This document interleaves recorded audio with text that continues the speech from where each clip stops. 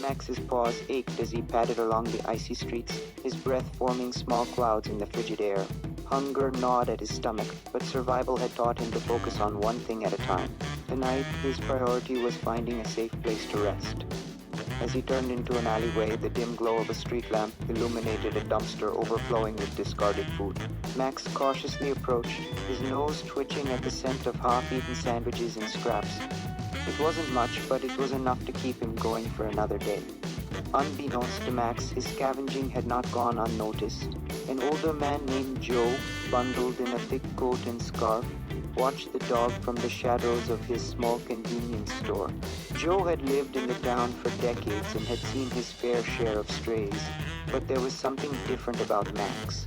The dog moved with a cautious dignity, his eyes scanning his surroundings as if expecting danger at every corner. Joe had a soft spot for animals, especially those who had known hardship. Grabbing a leftover roast chicken from a store's counter, he stepped outside and called out softly, "Hey there, buddy, you hungry?" Max froze, instinct screaming at him to run. But the kind tone in Joe's voice was disarming. The dog turned his head slightly, his ears perked, and his tail gave the faintest of wags. Encouraged, Joe crouched down and placed the chicken on the ground, then backed away to give Max space. Slowly, Max approached, his nose quivering as he sniffed the food. Within moments, he was devouring the meal, his wary eyes flicking up to Joe every few bites. Over the next few days, a tentative bond formed between the man and the dog. Joe began leaving food outside his shop at the same time each evening, and Max learned to trust the quiet, unassuming man who never made sudden movements or raised his voice. Though Max still refused to let anyone touch him, he started lingering longer after meals, sitting a few feet away as Joe talked to him in a soothing voice. One evening, as Max finished his meal, he surprised both himself and Joe by taking a cautious step forward. Joe held his breath, resisting the urge to move. Max sniffed the air, his dark eyes meeting Joe's for a moment. Then, as if testing the waters, he pressed his nose against Joe's outstretched hand. It was a small gesture, but it marked the turning point in their relationship. Joe, a widower with no children, found solace in Max's quiet companionship. He began setting up a small bed of blankets behind his shop, hoping the dog would take shelter there during cold nights. Slowly but surely, Max began to accept Joe's care. For the first time in years, he experienced warmth, not just physical but emotional. Joe often wondered about Max's past. The dog's scars, both physical and emotional, told a story of hardship, but Joe respected his new companion in silence. He didn't push for affection or try to control him. Instead, he offered consistent kindness, allowing Max to heal at his own pace. As months passed, Max's fur grew shinier, and his eyes regained some of their former brightness. He began accompanying Joe on his daily walks to the town's edge, where children playing in the snow would occasionally wave at the pair. Max still flinched at sudden movements, but his confidence was slowly returning. The bond between man and dog deepened, rooted in mutual trust and a shared understanding of loneliness. Then one crisp spring morning, something unusual happened. As Joe and Max strolled along their usual route, Max stopped abruptly, his ears perked and his nose twitching. He stared down the road, his body tense. Joe followed the dog's gaze and saw a man walking toward them, a man who looked vaguely familiar. Max's tail, which had been wagging moments earlier, went rigid. A low growl rumbled in his throat, a sound Joe had never heard from him before. The man approaching them had a rough appearance, his clothes disheveled, and his eyes scanning the street nervously. Joe instinctively stepped closer to Max, placing a protective hand on his head. The man's eyes landed on Max and he froze. "Max?" he called out hesitantly, his voice tinged with disbelief. Joe felt Max stiffen under his touch, and the dog's growl grew louder. Joe realized in an instant who this man must be, Max's former owner. The man took another step forward, his hand reaching out as if to grab the dog. But Max wasn't the same frightened animal who had fled 2 years ago. With a fierce bark, he lunged forward, placing himself between Joe and the stranger. The cold winter air cut through the desolate streets of a small rural town as dusk began to settle. Among the shadows, a lone dog limped cautiously along the road, its fur matted and its eyes carrying a weight far beyond its years. His name was Max, a scruffy mutt who had endured more in his short life than most animals should ever have to. Once a beloved pet, Max had known the warmth of a family and the gentle touch of a caring hand, but those memories had faded, replaced by the haunting recollections of cruelty and neglect. 2 years prior, Max's owner had been a man named Alan, whose once kind demeanor had turned bitter after losing his job. With nowhere to vent his frustrations, Alan's anger found a target in Max. The dog bore the brunt of Alan's outbursts, enduring harsh words, kicks, and even days without food. Max's once bright eyes grew dull, and his wagging tail fell still. But despite the mistreatment, Max's spirit never broke entirely. Deep within him, a flicker of loyalty and love remained. One fateful night, after a particularly violent episode, Max found the courage to escape. With nothing but the biting wind at his back, he ran as fast as his legs could carry him, leaving behind the only home he had ever known. For days, Max wandered aimlessly, scavenging for scraps and sleeping under bridges. The scars on his body told a tale of pain, but the light in his eyes hinted at an unyielding hope. Little did Max know, his journey was far from over. In a twist of fate, he would cross paths with a kind-hearted stranger who would change his life forever. But the most incredible chapter of his story was yet to come, a moment 2 years in the making that would shock everyone who had doubted him. The police officers stepped into the shop, their flashlights cutting through the dim interior. Joe recounted the events, his voice steady despite the adrenaline still coursing through him. Max sat by his side, his eyes never leaving the door, as if expecting Alan to return. The officers assured Joe they would patrol the area and keep an eye out for Alan, but their words did little to ease his work. After the officers left, Joe locked the door and knelt beside Max, stroking the dog's head. "Oh, over, buddy," he said softly. Though he wasn't sure he believed it himself, Max leaned into Joe's touch, his usual weariness replaced by a rare moment of vulnerability. The following morning, Joe decided it was time to take action. He called a friend who worked at an animal shelter in a nearby town. Karen was a seasoned advocate for animal welfare, and Joe knew she'd have advice on how to protect Max. After hearing the story, Karen didn't hesitate. "We'll need to get Max microchipped and officially registered in your name," she said. "And that way, if Alan tries anything, you'll have legal proof that Max belongs to you." Joe agreed and set up an appointment at the shelter. The process was straightforward, and Karen even offered to file a report documenting the encounter with Alan. As she scanned Max's microchip to activate it, a strange look crossed her face. "What is it?" Joe asked, his stomach tightening. Karen hesitated before answering. "Ben, Max already has a microchip. It was registered to someone 2 years ago, Alan Thompson." Joe felt a cold knot form in his chest. "What does that mean?" he asked. "Does this give him a legal claim to Max?" Karen sighed. Not necessarily. Ownership laws vary by state, and in cases of neglect or abuse, the courts almost always side with the current caregiver, especially if the animal is well cared for. But this complicates things. If Alan wanted to make a case, he could. The news left Joe uneasy. He had worked so hard to give Max a safe and loving home, and the thought of Alan disrupting their lives was unbearable. But Karen's next words offered a glimmer of hope. "We'll contact a lawyer who specializes in animal custody cases," she said. We'll make sure Max's history is documented. If it comes to a legal battle, we'll be ready." A mix of relief and apprehension, Joe thanked Karen and took Max home. That evening, as they sat together by the fire, Joe couldn't shake the feeling that this wasn't the end of their troubles. Max, sensing Joe's unease, rested his head on the man's lap, his soft eyes filled with trust. Days turned into weeks, and life slowly returned to normal. Joe resumed his daily walks with Max, carefully avoiding the area where they had encountered Alan. Max seemed to sense the shift in Joe's mood, staying closer to his side and reacting more alertly to their surroundings. Despite the tension, their bond continued to grow. Then, one crisp autumn morning, a letter arrived in Joe's mailbox. The envelope was plain, but the return address caught his attention. It was from a law firm. Joe's heart sank as he opened the letter and began to read. It was a formal notice from Alan's lawyer, claiming that Max was Alan's property and demanding his return. The letter was filled with accusations, painting Alan as a man who had lost his beloved dog due to a series of unfortunate circumstances. There was no mention of the abuse Max had suffered, no acknowledgement of the scars, both physical and emotional, that told the true story.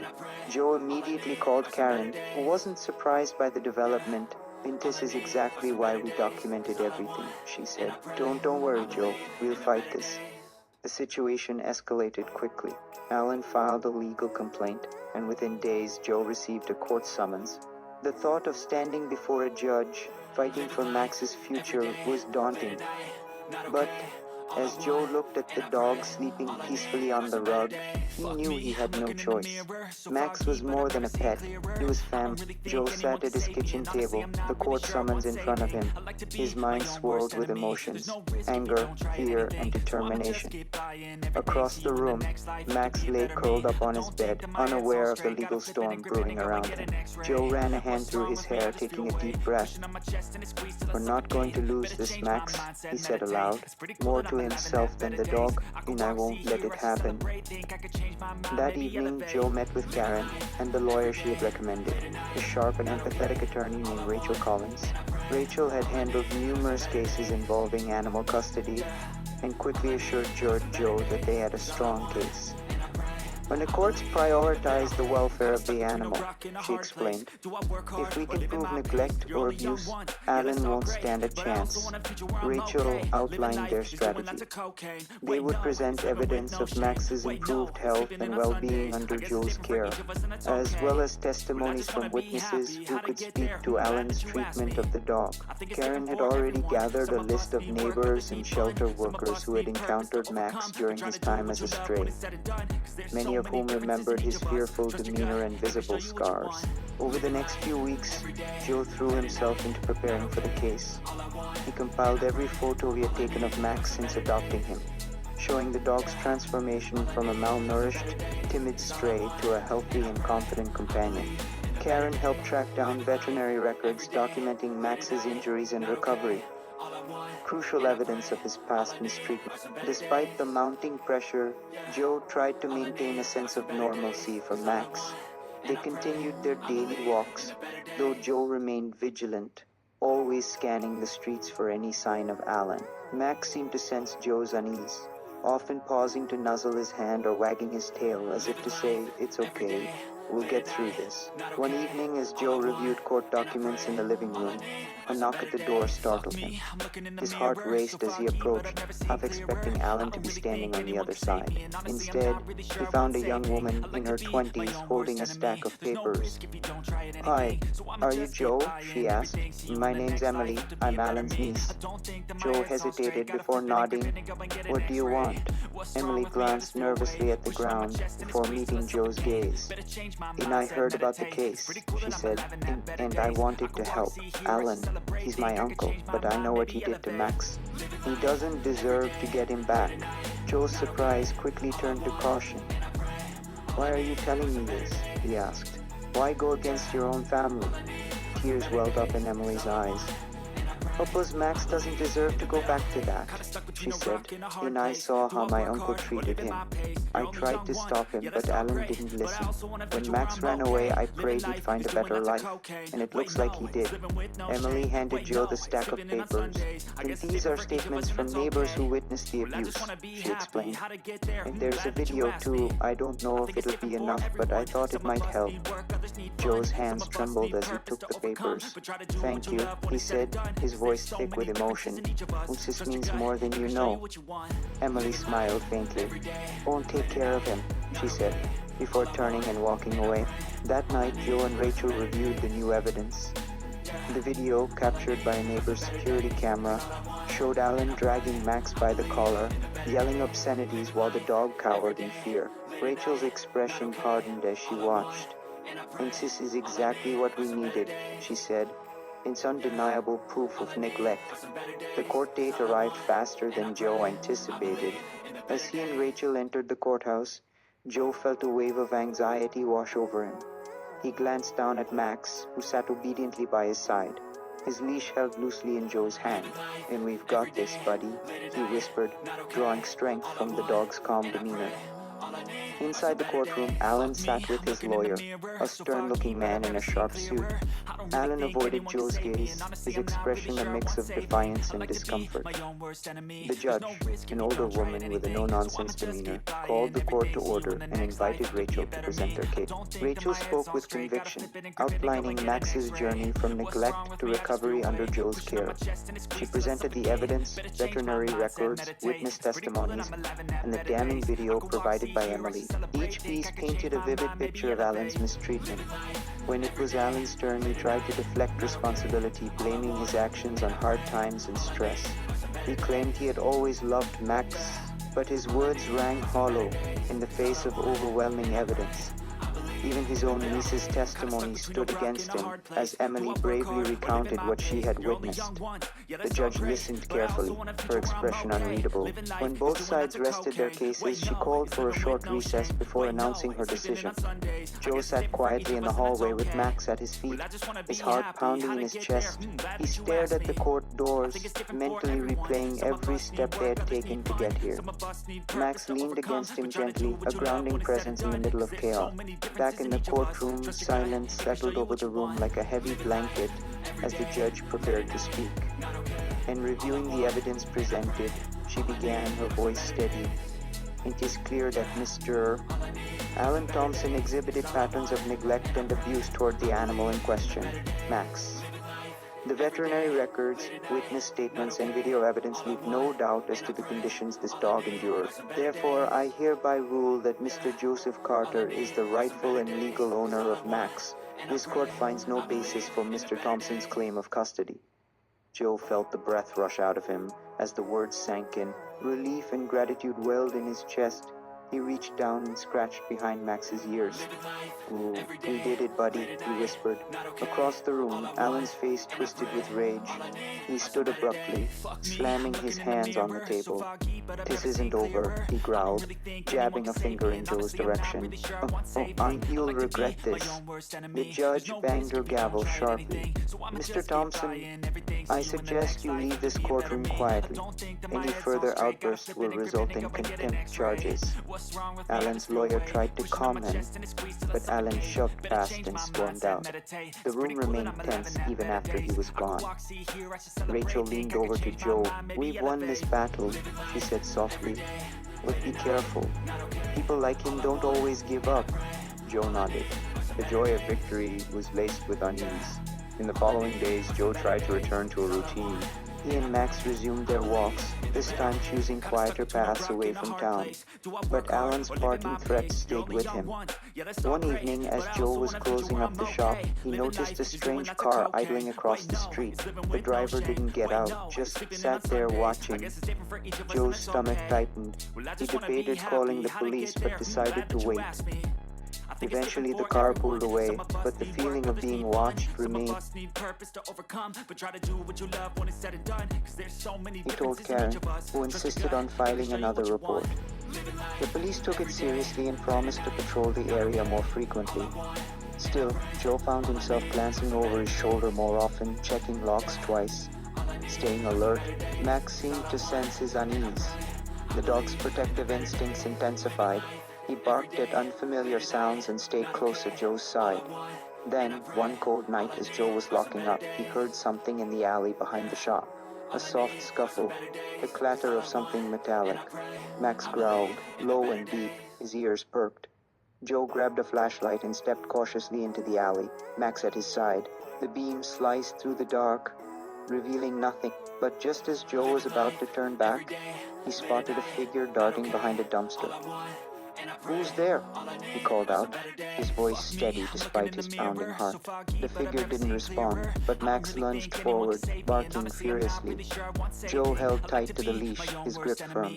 "Show yourself," he demanded. Slowly, a teenager emerged from behind the dumpster, his hands raised in surrender. He looked no older than 16, his clothes dirty and his face pale. "I wasn't doing anything," the boy stammered.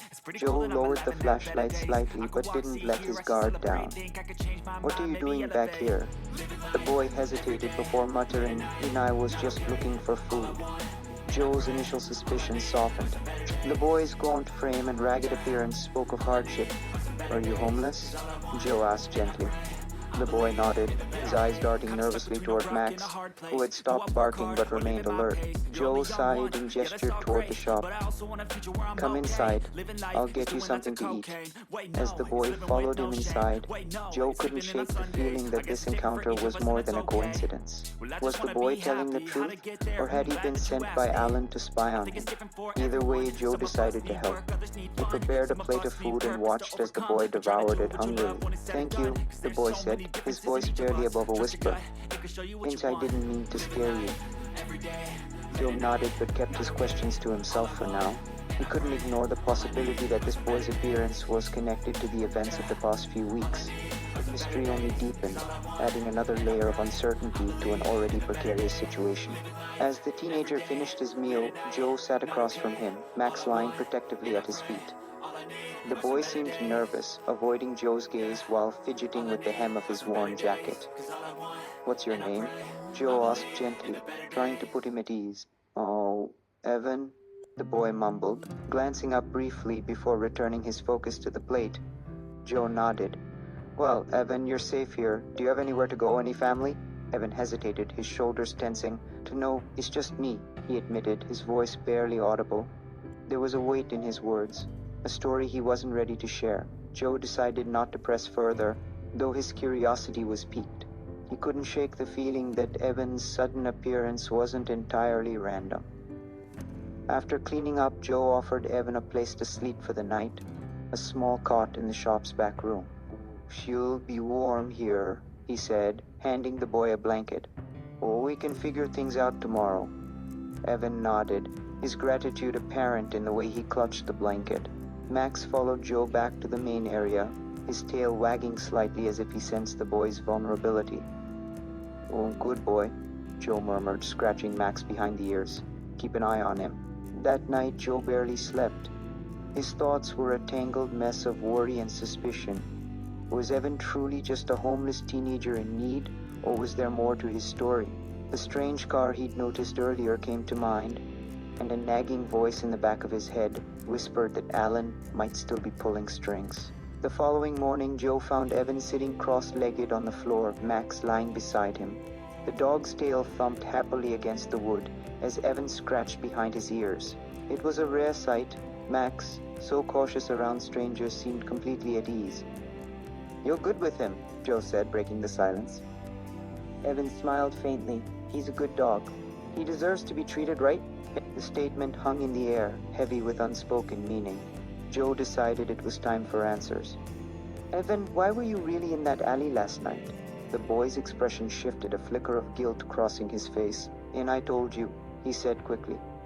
"Son, I was looking for food." Joe crossed his arms, his tone firm but not unkind. Indeed, I believe you needed food. But there's more to it, isn't there?" Evan hesitated, his eyes darting toward the door. Finally, he sighed and said, "Okay, fine. I heard about you and Max. Some guys, they've been talking, saying Alan wants the dog back. I thought if I could, warn you, maybe you'd help me." Joe's heart sank. "Alan sent you?" "No."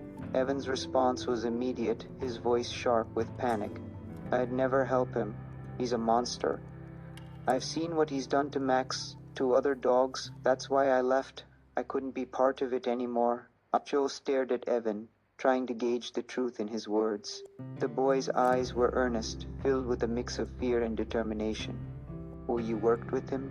Joe asked quietly. Evan nodded, shame coloring his cheeks, not by choice. "My brother, he owed Alan money, a lot of money. When he couldn't pay, Alan made me work for him. I didn't have a choice. Joe felt a surge of anger, not at Evan, but at Alan. The man's cruelty seemed to know no bounds. What did he make you do? Joe asked, though he wasn't sure he wanted to know the answer. Anything he needed, Evan admitted. Setting up fights, cleaning up after them, helping with the dogs. I hated it. I tried to leave, but Alan said he'd go after my brother if I did. Joe's chest tightened. And now, since he ran, Evan said simply. And I couldn't take it anymore. But I think he's looking for me. That's why I was hiding in the alley. Joe leaned back in his chair, his mind racing. If Evan was telling the truth, he wasn't just a kid in trouble. He was a potential ally in the fight against Alan. You know where Alan keeps the dogs? Joe asked carefully. Evan nodded. Yeah, it's bad though, real bad. Joe exchanged a glance with Max. The dog's steady gaze gave him a strange sense of courage. Oh, Evan, if we're going to stop him, I need your help. The boy's eyes widened. Stop him? You mean turn him in? Joe nodded. With what you know, we can expose him. Make sure he never hurts another dog or person again. Evan hesitated, his fear palpable. What if he finds out? What if he comes after me or you? Joe placed a reassuring hand on Evan's shoulder. We'll be careful and we'll have the law on our side. Alan's time is running out. Evan took a deep breath, then nodded. Okay, I'll help, but you have to promise. If anything happens, you'll look out for my brother. Joe nodded firmly. For you have my word. As the two began to plan their next steps, Max watched silently. His presence was a steady reminder of why they were fighting. The stakes had just been raised. The path ahead was fraught with danger. But for the first time, Joe felt like they had a real chance at justice. The decision to act against Alan marked a turning point. Over the next few days, Joe and Evan worked to piece together a plan. The boy's knowledge of Alan's operations was invaluable. He knew the locations, routines, and even some of the people involved in the dogfighting ring. Despite their progress, tension hung in the air like a storm cloud. Joe contacted Rachel, the lawyer who had helped him win custody of Max, and laid out the situation. She listened intently, her expression grim. And if Evan is willing to testify, we can build a strong case against Alan, she said. But this is dangerous. Alan won't take this lying down. Joe nodded. And we prepared for that. I just need to know we'll have legal support if things get messy. And you will, Rachel assured him. But you need to gather solid evidence. Evan's testimony will help, but we'll need more. Documents, photos, anything that proves Alan's activities. Evan spoke up, his voice tentative. Alan keeps records at the warehouse. He's paranoid about his business and tracks everything. Dogs, fights, payouts. If we can get inside, we'll find what we need. Joe frowned. Breaking into his warehouse is risky. If we're caught, we won't. Evan interrupted. I know the layout. I've been there 100 times. And with Max, we might have an edge. Alan doesn't know you're planning this. Reluctantly, Joe agreed. They set a date for the operation, planning to move under the cover of night. Rachel promised to coordinate with local law enforcement, ensuring they would act swiftly once the evidence was secured. As the day approached, Joe couldn't shake a sense of foreboding. Alan's threats, the strange car outside his shop, and now this bold plan. It all felt like they were walking a tightrope over a pit of danger. Max seemed to sense his unease, staying close to his side and occasionally nudging him as if to say, I've got your back.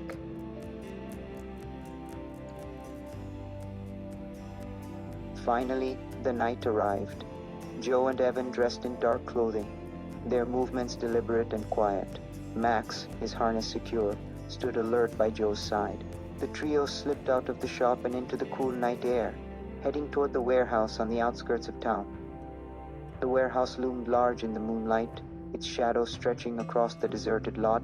Evan led the way, pointing out the surveillance cameras and the best points of entry. But the back door is usually unlocked, he whispered. Be careful. Sometimes Alan leaves one of his guys here to watch the place. Joe nodded, his heart pounding.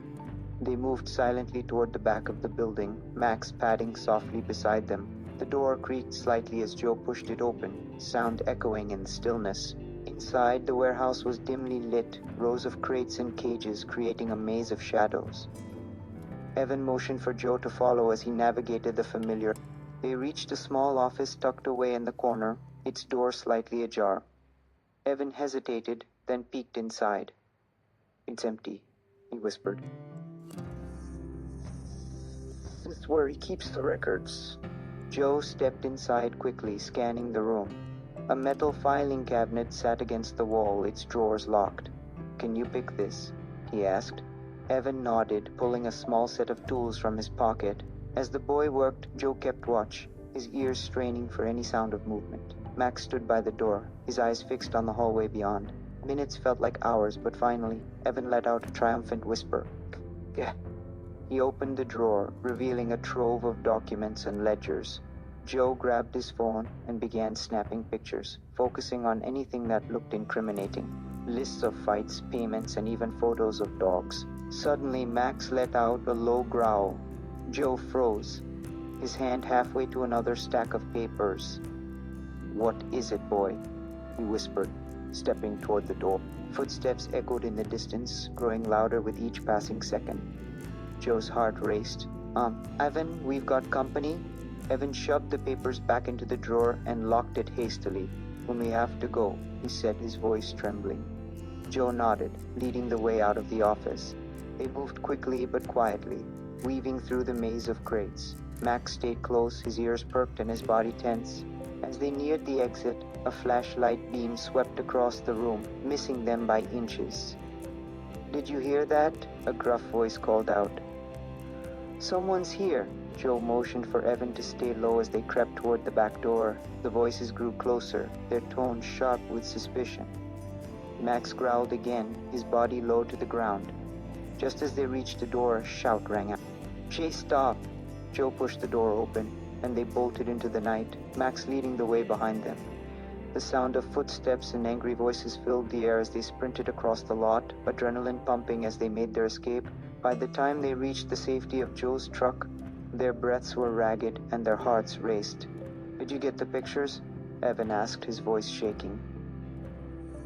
Joe nodded, holding up his phone. "We've got everything we need." As they drove back to the shop, Joe glanced in the rearview mirror, half expecting to see headlights following them. The danger was far from over, but for the first time, they had the upper hand. The evidence they'd gathered was enough to bring Alan's operation crashing down. The truck rattled over the uneven road as Joe and Evan sped away from the warehouse. The adrenaline of their escape still pulsed through their veins, leaving their breaths shallow and their minds racing.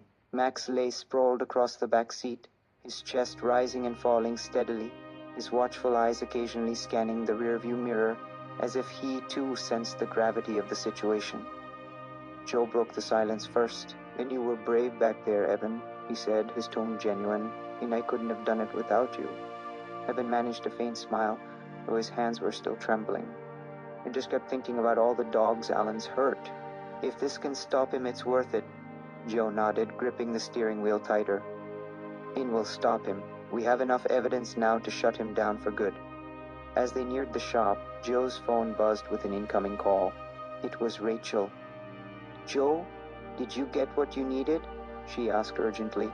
"Yeah," Joe replied, his voice steady despite his nerves. "We've got photos of his records, enough to prove he's running an illegal operation. I'll send them to you as soon as I get back." Rachel sighed in relief. "Good. I'll start working on a case file immediately. But Joe, you need to be careful. If Alan finds out what you've done, he won't hesitate to retaliate." Joe glanced at Evan, who was staring out the window, lost in thought. "No, we'll lay low for now." After ending the call, Joe pulled into the shop's driveway and killed the engine.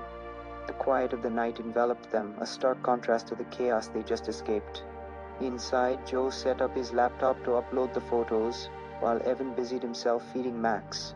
The dog wagged his tail enthusiastically, his demeanor a welcome reminder of their shared mission. As the images transferred, Joe couldn't help but notice the tension in Evan's posture. "Hey," he said gently. "It did great tonight, really." Evan shrugged, his expression guarded. "I just hope it's enough. Alan, he's not the kind of guy who gives up easily." Joe placed a reassuring hand on the boy's shoulder. It's enough, and if he comes for us, we'll be ready. That night, sleep eluded Joe. Every creak of the shop, every rustle of the wind outside felt like a warning. He couldn't shake the feeling that Alan was already planning his next move. Max, sensing Joe's unease, stayed close, his head resting on Joe's lap as they sat in the dimly lit room. The next morning, the evidence was delivered to Rachel, who immediately contacted the authorities. And they're reviewing it now, she informed Joe. If all goes well, they'll raid Alan's operation within the week. The news was a relief, but it also brought new challenges. Joe knew that until Alan was in custody, they were still in danger. He decided to keep Evan at the shop for the time being, unwilling to risk the boy being found alone. As the days passed, a sense of camaraderie began to grow between Joe and Evan. They worked together to care for Max and maintain the shop, their shared purpose creating a bond stronger than either had anticipated. Joe learned more about Evan's past, his love for animals, his dreams of becoming a veterinarian before Alan's shadow fell over his life. You'd make a great vet, Joe said one evening as they cleaned the shop, and you've got the heart for it. Evan smiled for the first time in days, a glimmer of hope lighting up his face. Maybe someday, if we get through this? Joe nodded. And we will, and when we do, you'll have a fresh start. Meanwhile, Max seemed to adopt Evan as part of his pack. The dog, who had once been wary of strangers, now followed Evan around the shop, his tail wagging enthusiastically. Their bond was a testament to Max's resilience and a reminder of the second chances they were all fighting for. One afternoon, while they were out back repairing a fence, a car pulled into the driveway. Joe tensed, his hand instinctively moving toward the wrench in his toolbox, but it was Rachel. Her expression was a mix of urgency and determination. "On-sea authorities are moving in tonight," she announced, stepping out of her car.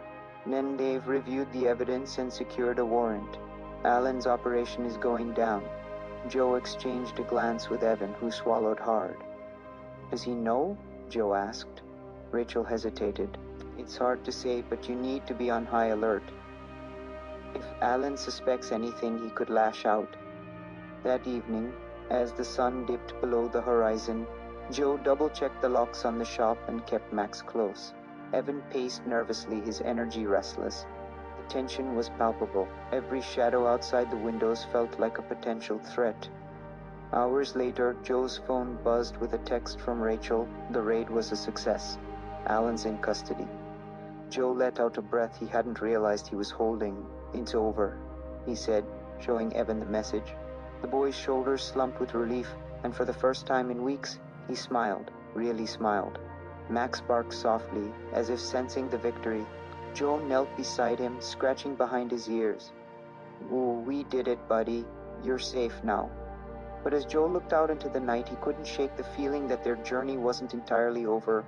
Alan might be behind bars, but the scars he'd left behind on Max, on Evan, and on countless others would take time to heal, and Joe was determined to help them every step of the way.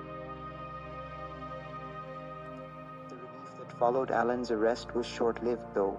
The immediate danger seemed to have passed, but the scars of his actions lingered.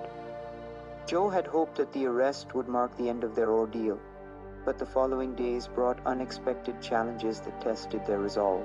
News of Alan's capture spread quickly through the town, and while most celebrated the takedown of a notorious criminal, others weren't as pleased.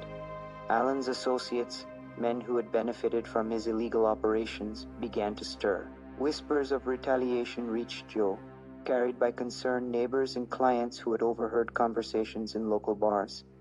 One evening, while Joe and Evan were closing up the shop, a truck idled suspiciously at the end of the driveway. Its headlights cast long, menacing shadows, and the rumble of its engine sent a chill through the air. Max, ever vigilant, stood at attention, a low growl rumbling from his throat. Joe stepped outside, his heart pounding. "Can I help you?" he called, his voice steady despite the unease creeping into his chest. The truck's driver didn't respond immediately. Instead, the engine revved, and the vehicle inched closer. Then, with a squeal of tires, it sped off into the night, leaving a cloud of dust in its wake. Evan appeared at the door, his face pale. Who was that?" he asked. Joe shook his head. I don't know, but we need to be careful. The incident marked the beginning of a new wave of tension. Strange vehicles began appearing near the shop at odd hours, and Joe started noticing unfamiliar faces lingering around town. Though the authorities had dismantled Alan's operation, it was clear that some remnants of his network were still active, and they weren't happy about losing their leader. Rachel, ever the voice of reason, advised Joe to report the incidents to the police. They need to know what's happening, she insisted. Even if it's just intimidation, it's illegal. Joe followed her advice, but the response was less than reassuring. With Alan behind bars, the authorities believed the situation was under control. Keep an eye out and let us know if anything serious happens, the officer said. It wasn't the reassurance Joe had hoped for. As the days turned into weeks, the tension took its toll on everyone. Evan's anxiety resurfaced, and he began avoiding going outside unless absolutely necessary. Max, sensing the unease in the household, became more protective, shadowing Joe and Evan wherever they went. Then one night, the conflict reached its boiling point. Joe was awoken by Max's frantic barking. He bolted upright, his heart racing, as he grabbed a flashlight and headed for the back door. Evan appeared moments later, his eyes wide with fear. What's going on? He asked. Before Joe could answer, the sound of shattering glass echoed through the shop. Someone had thrown a brick through one of the windows, and the faint glow of fire flickered in its wake. They're trying to burn us out, Joe realized, his stomach sinking. Call 911, he ordered Evan, rushing to grab the fire extinguisher. Max was already at the broken window, barking fiercely at the figures retreating into the darkness. Joe doused the flames quickly, but the damage was done. The message was clear. When the authorities arrived, they found little evidence of the culprits. The incident was officially labeled as vandalism, but Joe knew it was more than that. It was a warning, a reminder that Alan's arrest hadn't erased the danger they faced. Evan was visibly shaken, and Joe struggled to comfort him. We'll get through this, he promised, though the words felt hollow. Max pressed against Evan's side, his presence offering a small measure of comfort. The following day, Rachel arrived with urgent news. Alan's been talking, she said, her expression grim. He's trying to cut a deal by naming names, but it's stirring up trouble. Some of the people he's implicating are dangerous. Joe felt a surge of frustration. So, we're still not safe? Not yet, Rachel admitted. But his testimony could take down the entire network. We just have to hold on a little longer. The knowledge that Alan's associates were being targeted by law enforcement brought some comfort, but it also increased the stakes. Joe knew they couldn't afford any more close calls, not with Evan's safety on the line. Determined to take control of the situation, Joe began fortifying the shop. He installed security cameras, reinforced the doors and windows, and kept a close eye on the surrounding area. Max remained ever watchful, his loyalty unwavering. Despite the precautions, Joe knew they couldn't live in fear forever.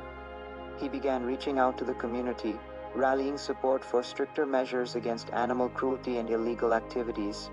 The story of Max's rescue and the fight against Alan's network resonated with many, sparking a wave of activism that brought a glimmer of hope. But the fight wasn't over yet. As the days counted down to Alan's trial, Joe and Evan braced themselves for whatever might come next. They knew the road ahead would be difficult, but they also knew they weren't alone.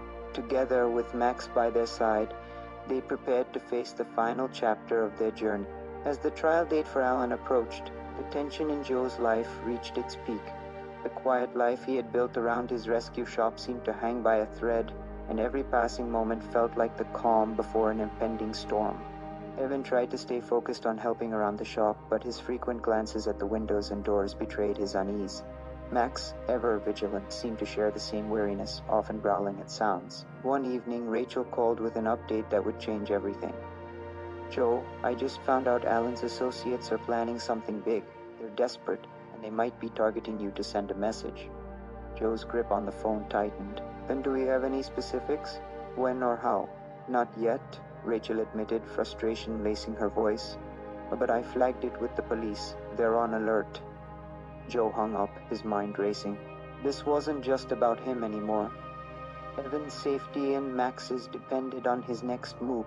He decided to act preemptively, fortifying the shop even further and briefing Evan on an emergency plan. So if anything happens, Joe said firmly, you take Max and head to the shelter by the woods. It's hidden, and they won't find you there. Evan nodded, though his face betrayed his fear. What about you? I'll handle whatever comes, Joe replied, determination etched into his features. The next night, the confrontation finally came. Joe was awakened by the sound of car engines outside. He peered through the blinds to see 3 trucks pulling into the driveway, their headlights piercing the darkness. Shadows moved quickly as several men stepped out, their intentions clear. Joe didn't wait. He grabbed his phone and called Rachel, speaking in a low, urgent tone. They're here. I'm sending the police, Rachel replied, her voice sharp with concern. Do not engage them.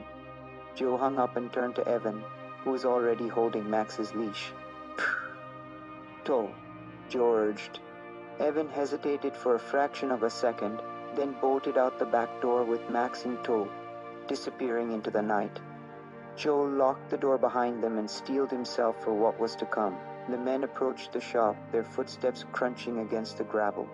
One of them, a burly figure with a scar running down his cheek, banged on the door. We know you're in there, Joe, he called out, and let's have a chat. Joe's heart pounded, but he forced himself to stay calm. You're trespassing, he called back. But the police are on their way. The scarred man laughed, a low, menacing sound. Oh, we're not planning to stick around that long. Just thought we'd remind you what happens when you stick your nose where it doesn't belong. Before Joe could respond, one of the men smashed a window with a crowbar, sending shards of glass scattering across the floor. Another began prying at the reinforced door, testing its strength. Joe retreated deeper into the shop, his mind racing for a solution. Max, hiding with Evan in the shelter, growled softly as if sensing the danger his owner faced. Evan held on to him tightly, whispering, Stay quiet, Max. Joe's counting on us. Back at the shop, Joe made a snap decision. He grabbed a flare gun from his emergency supplies and fired it through the broken window. The bright light and deafening noise startled the intruders, buying Joe precious seconds. He grabbed his phone and dialed Rachel again. They're breaking in, he said breathlessly. How far off are the police? They're close, Rachel assured him. Just hold on a little longer. The intruders, regaining their composure, renewed their efforts.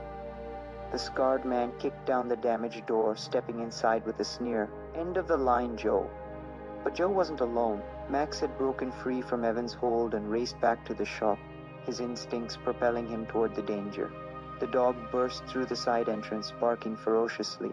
His presence momentarily halted the men in their tracks. Max, Joe shouted, fearing for the dog's safety. But Max wasn't afraid. He lunged at the nearest intruder, his powerful frame knocking the man to the ground. The commotion distracted the others long enough for the sound of approaching sirens to fill the air. The scarred man cursed, signaling his crew to retreat. "'Tis isn't over," he snarled, glaring at Joe before disappearing into the night. The police arrived moments later, their flashing lights illuminating the chaos. Officers quickly secured the area and began taking statements.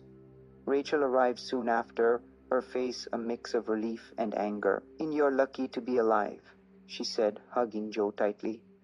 Joe glanced at Max, who was being checked over by an officer. I owe him my life," he said softly. As the adrenaline faded, Joe realized the confrontation had only strengthened his resolve.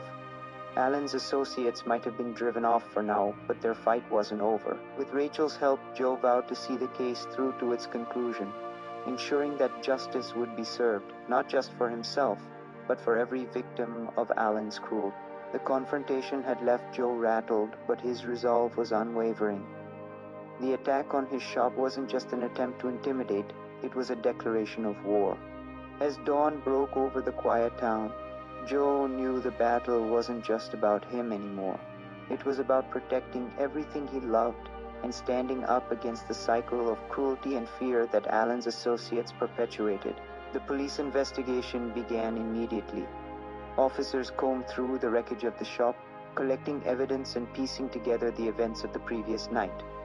Joe provided every detail he could, and Rachel used her connections. To escalate the case, we have enough now to press charges against more members of Alan's network, she said, determination lighting her eyes. This time we'll finish what we started. But Joe wasn't content to wait passively for justice.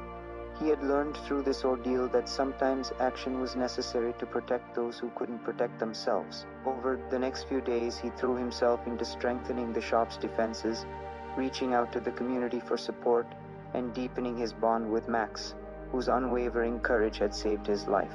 Max seemed to sense the shift in Joe's mindset. The dog shadowed him everywhere, his sharp eyes scanning for any signs of danger. At night, he lay at the foot of Joe's bed, his ears twitching at the faintest sound. Evan too found solace in Max's presence. Though the attack had shaken him deeply, he began to draw strength from the dog's fearless loyalty. Then a breakthrough came. Rachel called with news that Alan had finally agreed to cooperate fully with law enforcement in exchange for a reduced sentence. He provided critical information about his network, including the locations of safe houses and stashes of incriminating documents. "It's enough to take down the entire operation," Rachel said, her voice triumphant. Joe felt a surge of relief, but it was tempered by caution.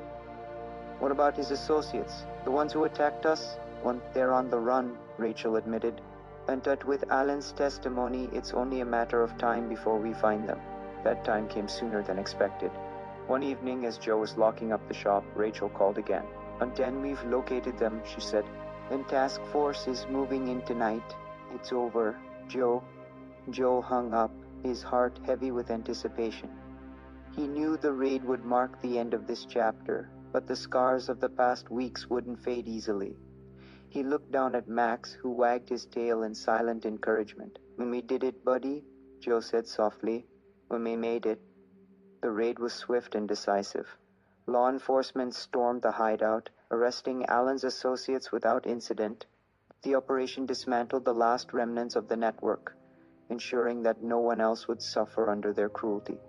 When Rachel called to share the news, Joe felt an overwhelming sense of closure. "And it's really over," she said. You're safe now." But Joe knew the real victory wasn't just in their safety. It was in the lives they had saved, both human and animal, and the awareness they had raised. In the weeks that followed, the town rallied around Joe and his shop, transforming it into a symbol of resilience and compassion. Donations poured in to help repair the damage, and volunteers offered their time to assist with the rescues. Evan too began to heal.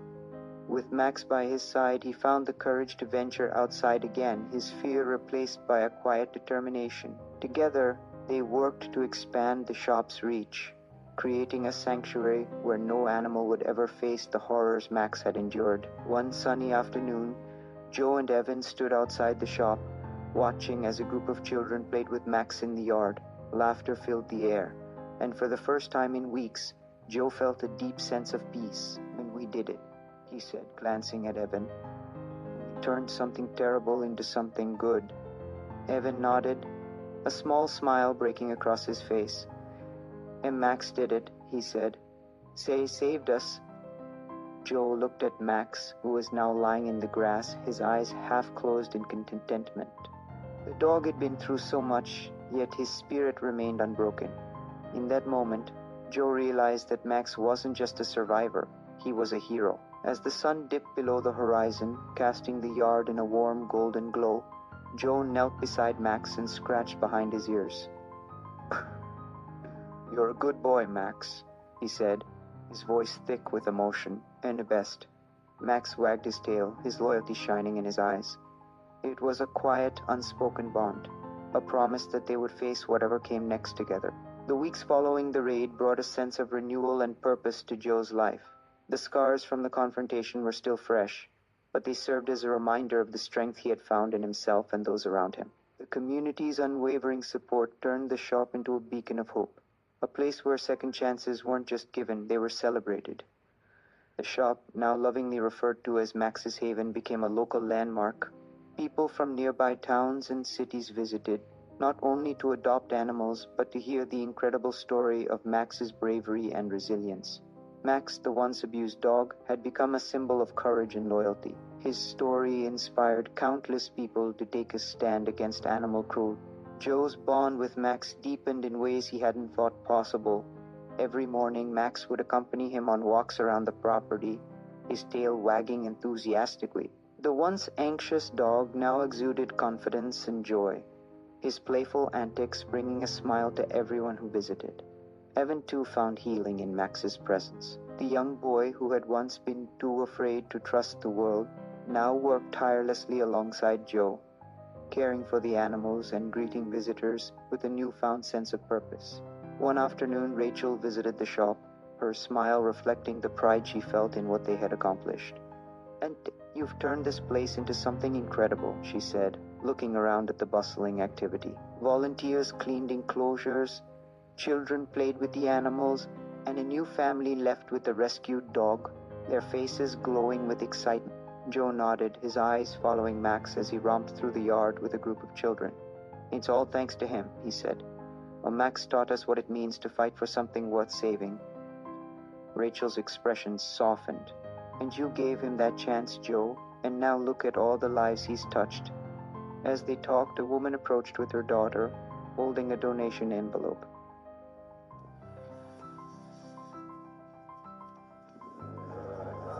"Story," she said, her voice trembling with emotion.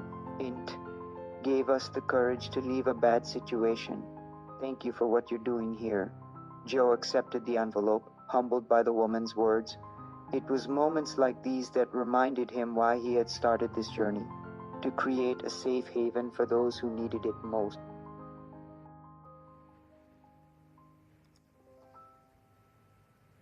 Meanwhile, the impact of their efforts reached far beyond the shop.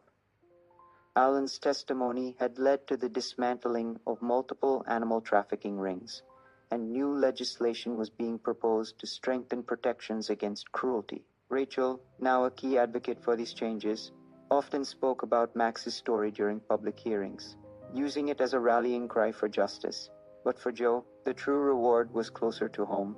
On a quiet evening, as the sun set over the town, he sat on the porch with Max at his feet and Evan by his side. The golden light bathed the yard in warmth, and a gentle breeze carried the laughter of children playing nearby. It was a moment of peace, a reminder that even in the face of darkness, light could prevail. His voice broke the silence. "And do you think Max remembers everything like how hard it was before?" Joe looked down at Max, who gazed back at him with trusting eyes. I think he does," Joe said thoughtfully. "But I also think he chooses to focus on what he has now. He's a survivor, Evan, and survivors don't forget, they grow." Evan nodded, seeming to understand. He reached down to pat Max, who wagged his tail in response. "I want to be like him," Evan said softly. "Strong, brave." But Joe smiled, ruffling the boy's hair. "And you already are." As night fell, Joe carried the memory of that day with him, a quiet affirmation that they were on the right path. The journey hadn't been easy, and there were still challenges ahead, but together, with Max leading the way, they would face them. The next morning, Joe woke to find Max sitting by the door, his leash in his mouth. The dog's eyes sparkled with excitement, as if to say, "What's next?" Joe laughed, grabbing the leash and opening the door. "Let's find out, buddy." As they stepped into the fresh morning air, Joe felt a renewed sense of purpose. Max had been given a second chance, and in turn, he had given Joe and everyone around them a reason to believe in the power of hope, resilience, and unconditional love. Did Max's story inspire you? How do you think animals show their love and loyalty? Share your thoughts in the comments below, and if you want to see more stories like this, don't forget to subscribe to our channel and hit the like button. Together, let's make the world a better place for animals and their humans. See you in the next video.